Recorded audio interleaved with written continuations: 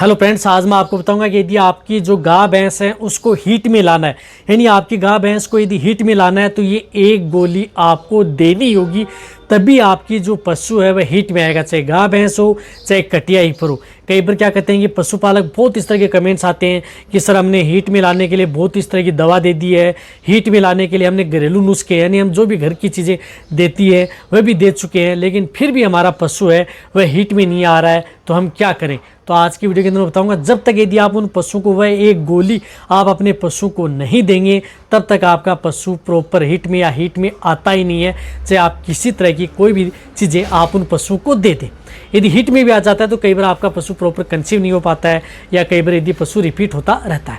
तो कौन सी गोली आती है, कौन सा साल्ट आता है, उसके बारे में आज की वीडियो के अंदर आपको शॉर्ट में बताया जाए। तो इस चैनल पर भी नहीं आए या पहली बार जुड़े हैं तो पहली बार चैनल को जरूर सब्सक्राइब कर लें, साथ में बेल आइकन ऑल वाला ऑप्शन दबाएं। आपको पता है कि यहाँ पर सही जानकारी के साथ वीडियो दी जाती है।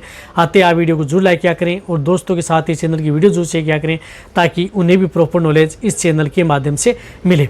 देखो, यदि आप अपने गाय भैंस को हीट में लाने के लिए जब तक यदि प्रॉपर हीट में नहीं आ पाएगी, जैसे नॉर्मल डिस्चार्ज दे रही है लेकिन फिर भी हीट में नहीं आ पा रही है, या यदि आपकी कटिया ही पर है या आपकी गाय भैंस है वह हीट में आ ही नहीं रही है, कहने का मतलब हीट में नहीं आ पा रही है, और आपने कई तरह की दवा हैं, कई तरह के जो घरेलू नुस्खे वह भी दे चुके हैं, तो इसके लिए आपको क्या करना है कि आप उन पशु को सबसे पहले करवानी है। जब भी जिन पशु को यदि आपको हीट में लाना है तो सबसे पहले आप उनकी डिवर्मिंग करानी है, यानी डिवर्मिंग पेट के कीड़े मारने की दवा आप उन पशुओं को देनी है। जब तक यदि आप पेट के कीड़े मारने की गोली आप उन पशुओं को नहीं देंगे तो लगभग पशु हैं जो समय पर प्रॉपर हीट में नहीं आ पाएंगे। आ भी गए हैं तो वो हीट में आ जाते हैं तो फिर कंसीव नहीं हो पाते हैं।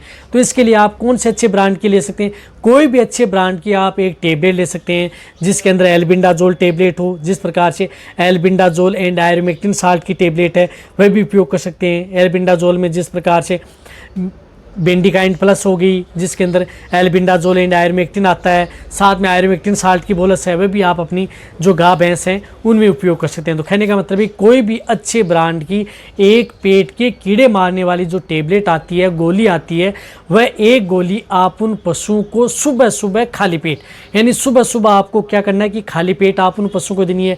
रात के समय छोटी सी गुड़ की डली आप उन पशुओं को खिला दी, सुबह उठते ही आप उन पशुओं को वह एक टेबलेट है ओरिजिनल इथिकल लेकर क्या नहीं है, सुबह सुबह एक गोली आप उन पशुओं को खिला दी। वह देने के बाद में उन पशुओं को 2 से 3 घंटे तक आप उन पशुओं को कुछ खिलाना पिलाना नहीं, यानी उन जो हीट में लाना चाहते हैं उन कुछ नहीं खिलाना है। फिर 3 घंटे बाद में आप उन्हें सूखा चारा या अदर चारा है वह दे कर सकते हैं।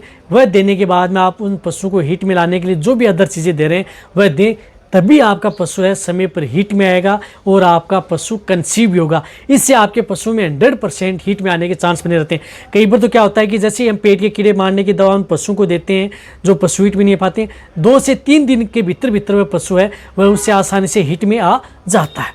तो वह कौन सी गोली है, डिवर्मिंग वाली टेबलेट, वह जरूर देनी चाहिए। जो कि लगभग पशुपालक है इस चीज़ों को इग्नोर कर देते हैं, घरेलू नुस्खे लगातार देते रहते हैं लेकिन फिर भी हीट में नहीं आ पाता है। तो आपको बेस्ट चीज़ें लेना है तो ये टेबलेट दें, फिर आप अदर चीज़ें जो दे रहे हैं वह आप उन पशुओं को बाद में दूसरे दिन से स्टार्ट करें, तभी आप उन पशुओं में अच्छा रिजल्ट ले सकते हैं। तो आप अच्छी तरह समझ गए होंगे कौन सी गोली आती है, कौन से साल्ट आते हैं, किस तरीके से आपको उपयोग में करनी चाहिए, तभी आप अपने पशुओं में बेस्ट रिजल्ट देखने को मिलेगा। देने का मैंने आपको तरीका बता दिया। तो वीडियो सभी पशुपालक हैं या वेटरनरी उन सभी के साथ ये वीडियो शेयर करें। इसी तरह से आप मेरी वीडियो देखते रहें। थैंक्स, धन्यवाद।